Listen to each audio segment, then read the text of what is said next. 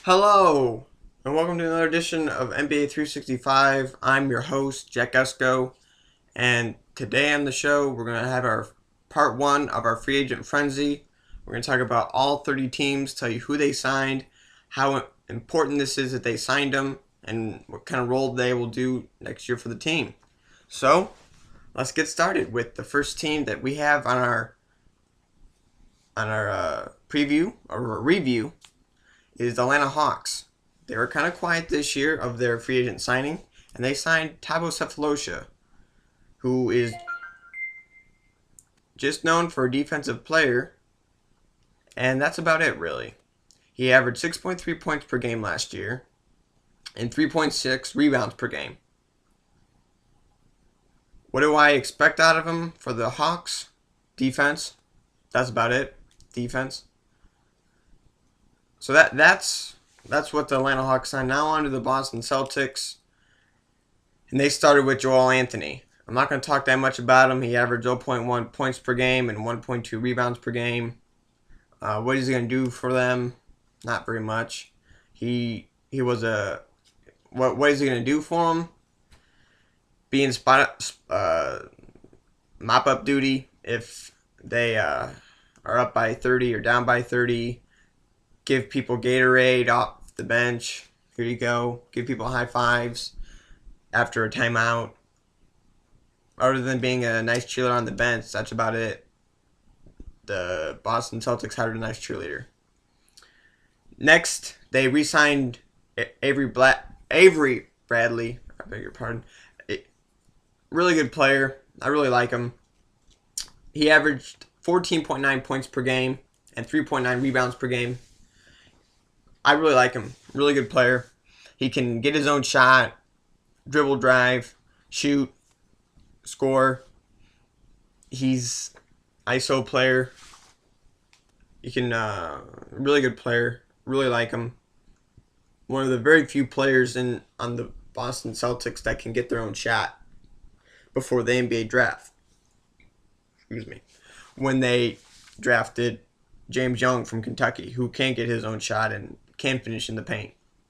So now I got two of those players, and I really like what Bradley's doing. He's always improving each year, and I hope he doesn't do as well against the Lakers. So, now we move on to Brooklyn. They signed Allen Anderson, who you didn't see a lot of, but when you did, you're like, ooh, this guy's pretty good. You know, he didn't play a lot of minutes because he had Paul Pierce and Darren Williams and Kevin Garnett and all those guys, you know, taking up all those minutes.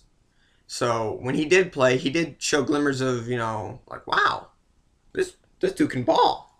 You know, so he had 7.2 points and 2.2 rebounds, so not that very glamorous, but you know, stats aren't everything when it comes to sometimes it's just the eye test.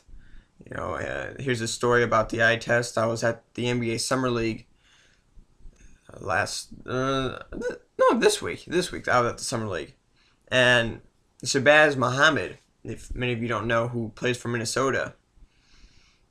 You know, most players when they're at the Summer League, they're not really in shape. But Shabazz was so much out of shape that he was clenching on his shorts, bending down, huffing and puffing when he was at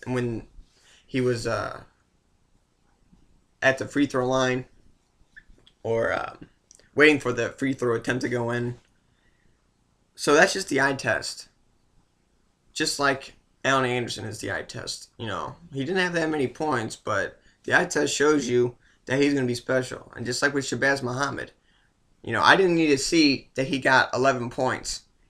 Those 11 points were the toughest 11 points I've ever seen anybody make, because he had to fight for everything.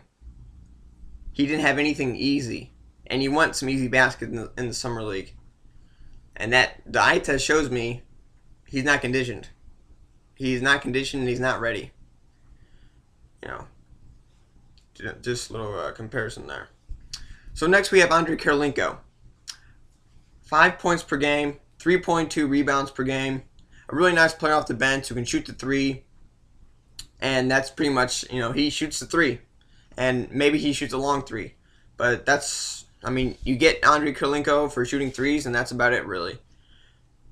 And you get him on there, you get him on there for those couple of seconds left in the game. You're down by 3, you're down by 2, and you put in your 3-point unit that has a whole bunch of 3-point shooters on there, and one of them will be Andrei Kirilenko because he can do that. He can shoot the 3, and that's why you put him on there.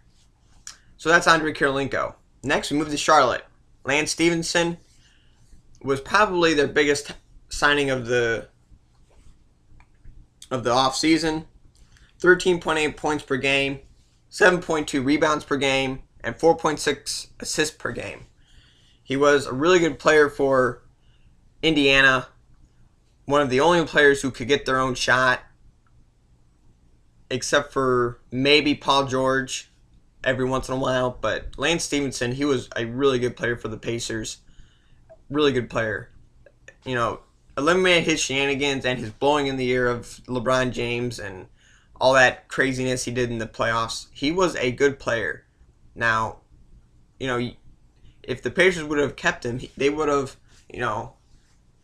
probably set him down and said, all right, now this is how you should play, and we really want you to play like this and get all the distractions and stuff. And if nobody, not a lot of people know this, or maybe people do, but Indiana put more money on the table than Charlotte did,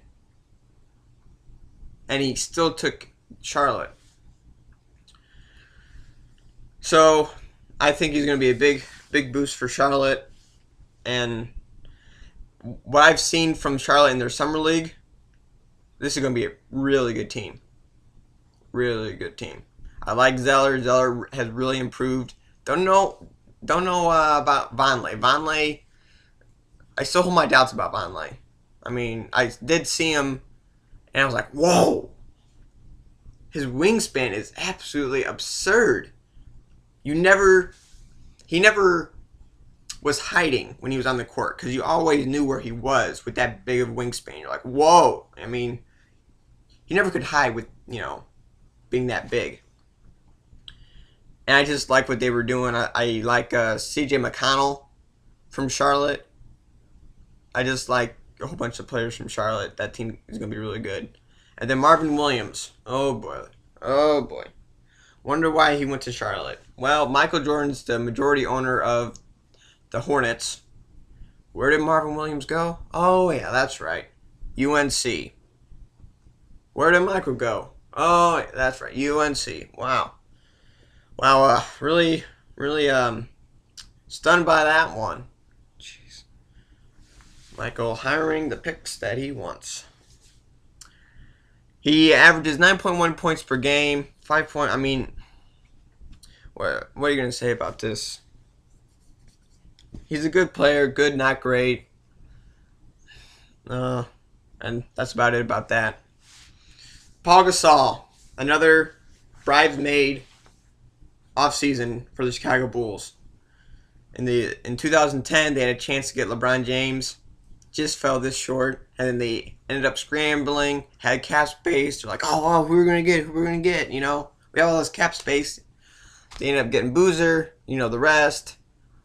Never had enough talent to get to the finals, and now they were in the same boat in 2014 free agency. They were this close to getting Carmelo, and then they didn't get him. So then they had all that cap space, and then they're like, we got to get somebody. But in this instance, I think they came out better, because I think Paul Gasol is a lot better player than Boozer was when they signed Boozer. When they signed Boozer, there's a huge drop-off from LeBron James and Boozer. It's, canyons of difference.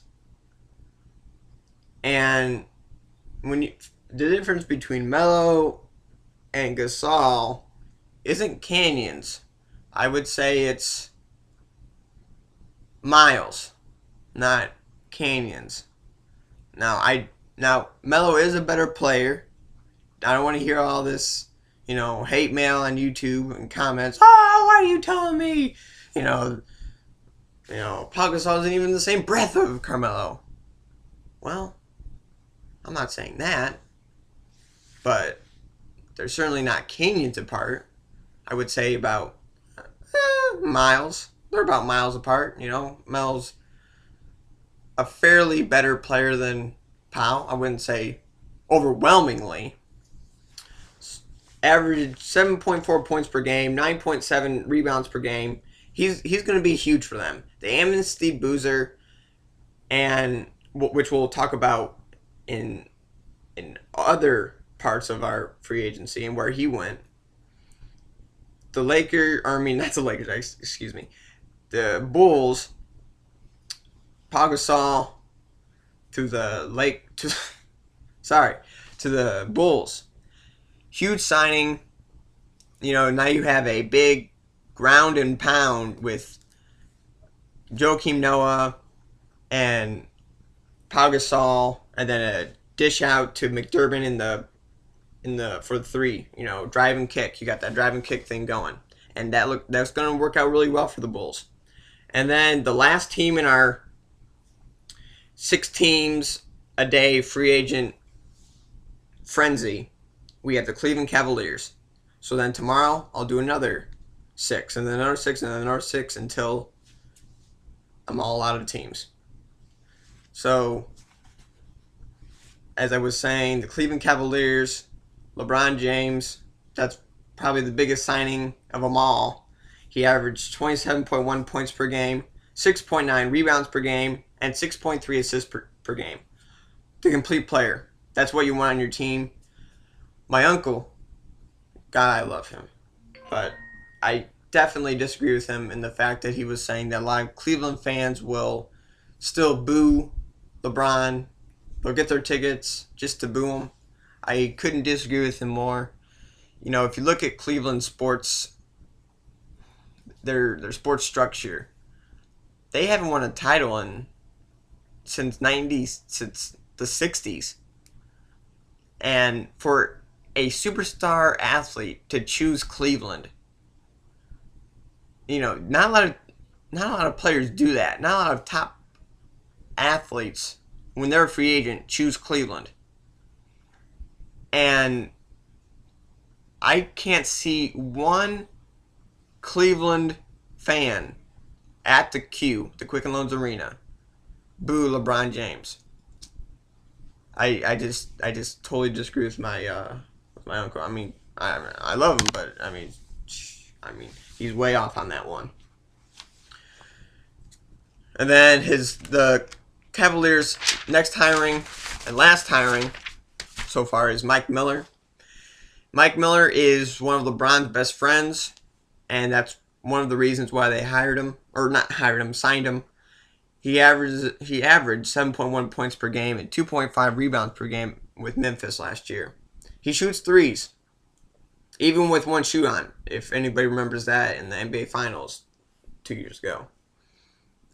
No, wait, 1 year ago. He shot with, shoe fell off and he shot a 3. He's a really good player, and he plays a lot better with LeBron. He kind of fell off the map when he was with Memphis. Nobody kind of knew he was there. But now with Cleveland, he's going to play with a spirit and a drive like no other. And those are some really good signings with Cleveland, and I like what they're doing there. And I don't think they should trade Wiggins for Love,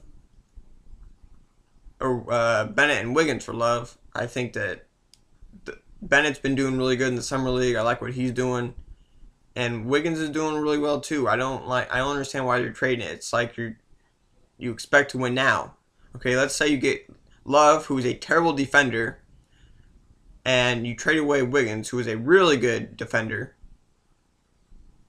and you trade Bennett, who has really improved. Really improved. I watched some of his things in summer league, and he's not the same guy from last year, who was thankful last year to just get 5 points a game.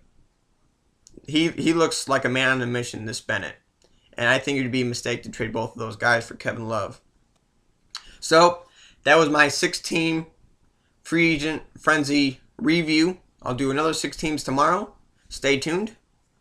All right. This has been Jack, NBA 365. All right. Always be informed with NBA 365.